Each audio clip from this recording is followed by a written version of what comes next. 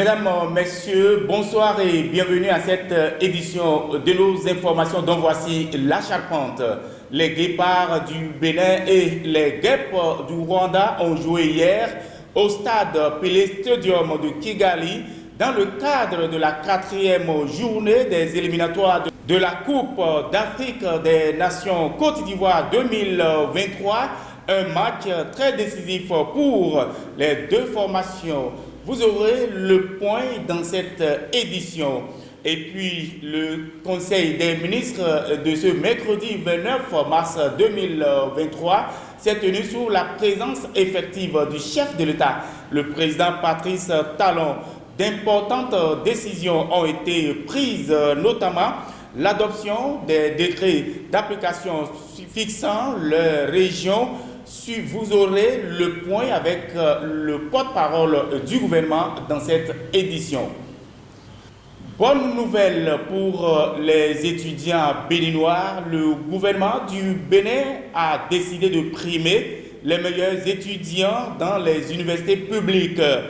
Comment les acteurs du système éducatif ont reçu cette nouvelle?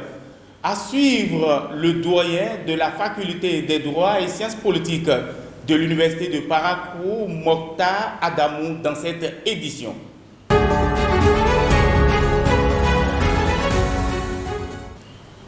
Mesdames, Messieurs, à nouveau, bonsoir. Je le disais il y a quelques instants, les guépards du Bénin et les guêpes du Rwanda ont joué hier au stade Pelé Stadium de Kigali dans le cadre de la 4e journée des éliminatoires de la Coupe d'Afrique des Nations Côte d'Ivoire 2023. Un match très décisif pour les deux formations. Suivez le reportage de Lionel Galati et de Odilon Agrossou. 4e journée des éliminatoires de la Coupe d'Afrique des Nations 2023. Bénin-Rwanda. En quête d'une première victoire pour se lancer concrètement dans l'aventure ivoirienne, le Bénin n'y arrive toujours pas. Ce mercredi 29 mars 2023, les deux formations se sont quittées dos à dos, un but partout, comme à Cotonou. Après une mi-temps très bien maîtrisée par les guépards du Bénin, ils ont enfin la faille à la 58e minute avec le but stratosphérique de l'attaquant de Sochaux Montbéliard, Jodel Dossou. Après juste 13 minutes de jeu, Alagoué et ses coéquipiers n'ont pas pu garder leur cage inviolée. Sur un corner bien négocié par les guêpes du Rwanda, les Béninois se font rattraper au score par Manzi à la 111e minute du jeu. Le manque de réalisme, d'efficacité offensive devant le but sont les raisons de l'échec répétitif de l'équipe béninoise. Il faut souligner que le Bénin reste et demeure la lanterne rouge du groupe L. Le Conseil des ministres du mercredi 29 mars 2023 s'est tenu sous la présence effective du chef de l'État, le président Patrice Talon. D'importantes décisions ont été prises, notamment l'adoption des décrets d'application fixant leur régime. Suivez le porte-parole du gouvernement, Wilfried Léandre Mwedji. Voici les décisions adoptées. Au titre des mesures normatives, adoption des décrets d'application de la loi numéro 2022-38 du 3 janvier 2023 fixant le régime des zones économiques spéciales en République du Bénin. La dite loi a réorganisé le régime de ces zones économiques spéciales implantées dans notre pays.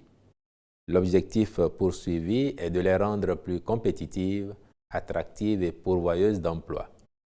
Les textes d'application qui s'ensuivent participent de leur meilleure structuration et encadrement ainsi que des conditions d'éligibilité.